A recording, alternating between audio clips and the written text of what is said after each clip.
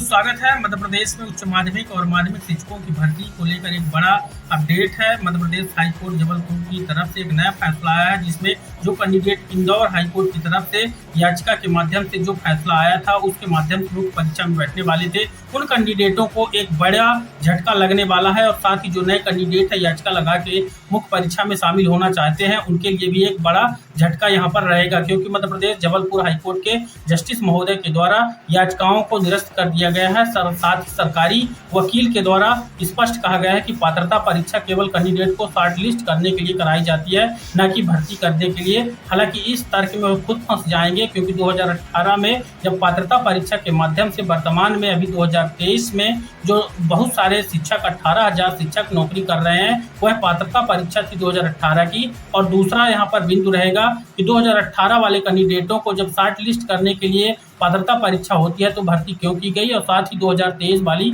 मुख्य परीक्षा में शामिल क्यों किया जाता है। तो मध्य प्रदेश हाईकोर्ट में 3 हैं हाईकोर्ट हैं, जिसमें से जबलपुर, इंदौर और ग्वालियर हैं। इंदौर की तरफ से कहा जा रहा है कि आप मुख्य परीक्षा में शामिल होइए, और जबलपुर हाईकोर्ट की तरफ से याचिका को खारिज कर दिया जा रहा है। जो नए कैंडिडेट याचिका लगाने की सोच रहे हैं, उनका याचिका लगाना व्यर्थ हो जाएगा, क्योंकि अब फैसला उनके पक्ष में नहीं आएगा। क्योंकि इस फैसले के बाद उनको अंदाजा लगा लेना चाहिए कि फैसला सरकार के पक्ष में ही जाएगा, और सरकार उन कैंडिडेटों को राहत नहीं देगी जिनके पात्रता परीक्षा में 60 नंबर रिजर्विड कैटेगरी, अनरिजर्विड में 75 नंबर आए हैं। चलिए कंप्लीट जानकारी आपको यहाँ पर दिखाते हैं। वीडियो बड़ा है, लेकिन एक एक शब्द का मतलब यहाँ पर बहुत गहरा है। पूरा देखिएगा, समझिएगा, लाइक और शेयर ज़्यादा से ज़्यादा कर दीजिएगा। चलिए कंप्लीट जानकारी आपको यहाँ पर कंप्लीट जानकारी बताएंगे। एक बड़ा झटका है उन कैंडिडेटों के लिए जो हाई कोर्ट के माध्यम से मुख्य परीक्षा में बैठने को लेकर लगातार याचिकाएं लगा रहे थे। एक और जहां इंदौर हाई कोर्ट की तरफ से फैसला बहुत सारे कैंडिडेटों के पक्ष में दे दिया गया है, वहीं दूसरी तरफ जबलपुर हाई कोर्ट की तरफ से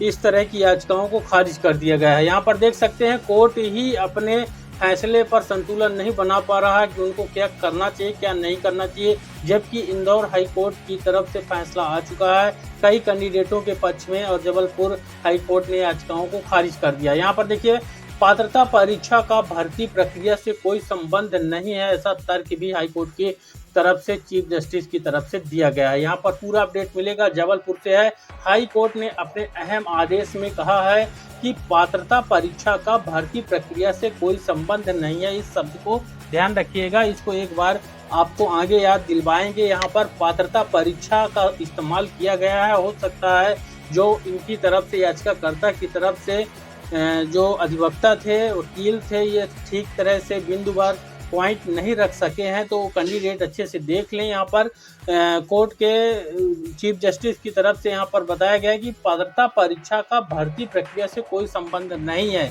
इस शब्द को यहाँ पर याद रखिएगा। वहीं हाई कोर्ट के जस्टिस GS अहलुवालिया की एकल पीठ ने यह भी कहा है कि पात्रता परीक्षा सिर्फ उम्मीदवारों की शॉर्ट लिस्ट करने के लिए होती है। ठीक यहाँ पर ऐसा तर्क दिया गया है।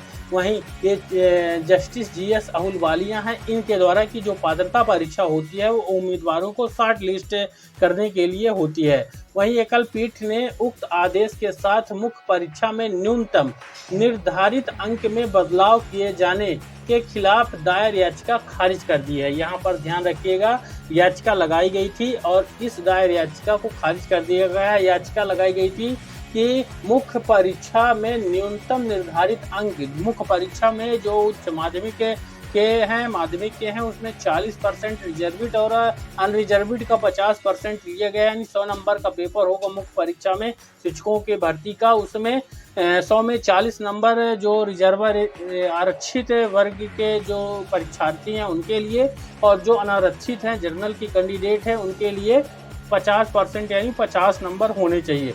तो इसके लिए यहाँ पर न्यूनतम निर्धारित अंक में बदलाव किए जाने के खिलाफ जो याचिका लगी थी उसको खारिज कर दी।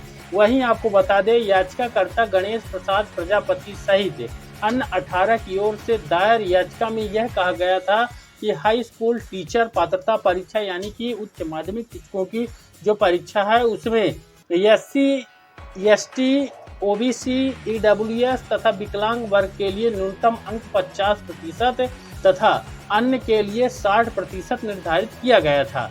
यहाँ पर ये पहले वाले की बात है, पात्रता परीक्षा की यहाँ पर बात की गई है।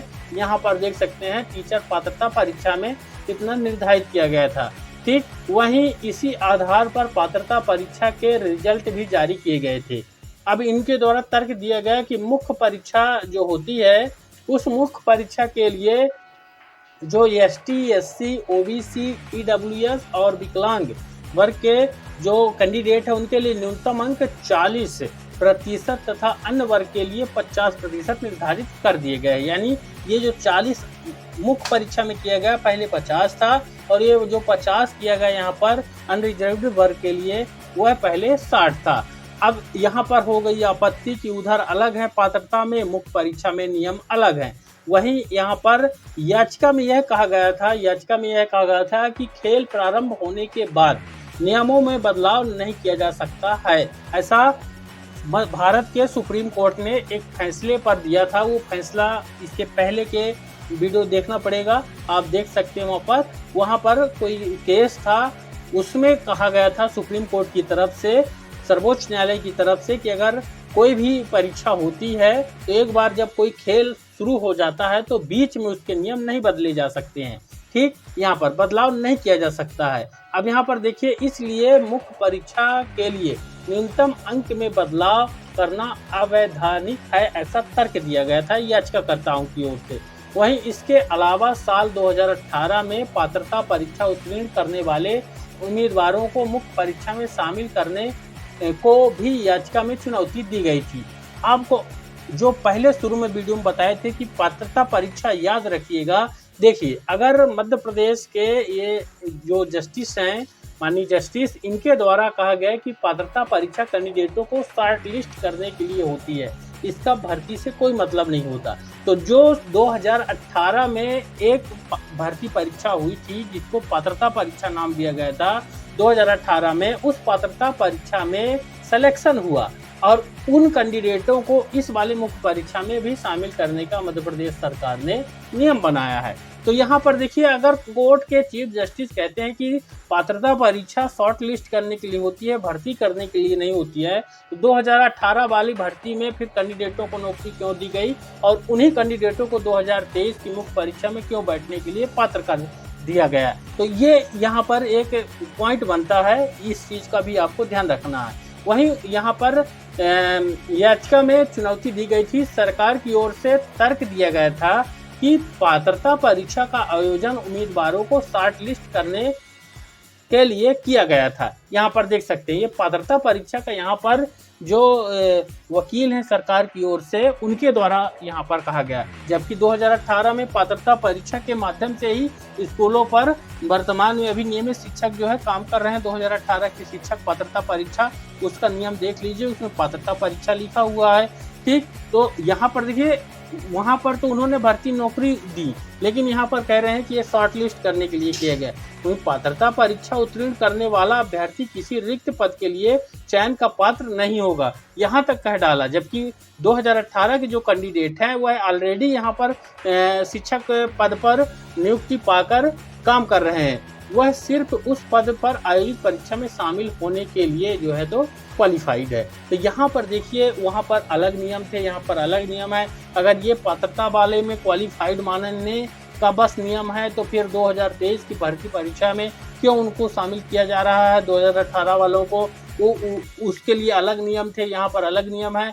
और एक सवाल और बन रहा है, एक सवाल ये बन रहा है कि जब इंदौर हाईकोर्ट के जस्टिस ने यहाँ पर जो न्यूनतम अंक निर्धारण के खिलाफ याचिकाएं कैंडिडेट ने लगाई थी, उन कैंडिडेटों को राहत दी है मुख्य परीक्षा में बैठने के लिए। हालांकि उनके द्वारा कहा गया है कि फैसला जो है तो जब आ जाएगा उसके बाद निर्धारण होगा कि ये शिक्षक बनेगी कि नहीं बनेगी। लेकिन एक बड़ा सवाल है कि मध्य प्रदेश में जबलपुर उच्च न्यायालय है, हाई कोर्ट है, और उसकी 2 खंडपीठ ग्वालियर इंदौर है। इंदौर खंडपीठ के द्वारा कहा जा रहा है, डिसीजन दिया गया कि ये जो है यहाँ पर जब तक फैसला नहीं आ जाता, जब तक जो है तो ये परीक्षा दे सकते हैं, बैठ सकते हैं मुख्य परीक्षा में। लेकिन वही चीज़ अगर जबलपुर हाई कोर्ट में कोई कैंडिडेट जाता है तो उसके लिए दूसरा फैसला आता है। तो ये 2 तरह के नियम, यानी कि कोर्ट खुद ही अपने में संतुलन नहीं बना पा रहा है। इस चीज़ को ध्यान रखिएगा। तो मुझे पूरी उम्मीद है आप समझ गए होंगे कि अब जो याचिकाएं लगेंगी वो खारिज हो जाएंगी। उन याचिकाओं को, पिछली याचिकाओं से कोई मतलब नहीं है। और लास्ट में फैसला जो आएगा फाइनली, वह भी यहाँ पर इन कैंडिडेटों के पक्ष में नहीं रहेगा, क्योंकि याचिका में ही इस तरह की दलीलें दी गई जिसको सरकार ने, कोर्ट ने एक्सेप्ट कर लिया, जबकि एक्सेप्ट नहीं करना चाहिए था। पात्रता का कोई मैटर ही नहीं बनता है, नियम का बात है कि उसमें नियम अलग है, इसमें नियम अलग है। अगर नियम लागू करना है तो 2018 वाले कैंडिडेटों को यहाँ पर क्यों लेके आ रहे हो, या फिर 2018 वाले कैंडिडेट वो भी पात्रता परीक्षा थी तो उनको आप शिक्षक क्यों बनाए हैं। तो यहाँ पर पूरा मामला है। तो मुझे उम्मीद है कि जानकारी आपके लिए बेहद ही इम्पोर्टेंट है। याचिका लगाने से अब आपके हित में आगामी समय में जो फैसला आएगा वह नहीं आ पाएगा, क्योंकि सरकार नहीं चाहती है कि आपके लिए नियम बने, नहीं तो अभी तक आपका नियम बन चुका होता। जहां तक इस फैसले से आपको अंदाजा लग जानी चाहिए कि याचिका कैंसिल हो गई है। तो कमेंट में अपनी राय बताइएगा कि क्या होना चाहिए, क्या प्रदेश की सरकार को क्या करना चाहिए। साथ ही अगर चैनल को सब्सक्राइब नहीं किए हैं तो जल्दी से कर लें लेटेस्ट और नए अपडेट को पाने के लिए। और साथ ही वीडियो को ज़्यादा लाइक और शेयर जरूर कर दें, क्योंकि बहुत सारे हजारों की संख्या में कैंडिडेट परेशान हैं याचिका लगाने को लेकर, और याचिका अब निरस्त होने लगी हैं। तो मिलते हैं अगले वीडियो पर एक नए अपडेट के साथ। धन्यवाद।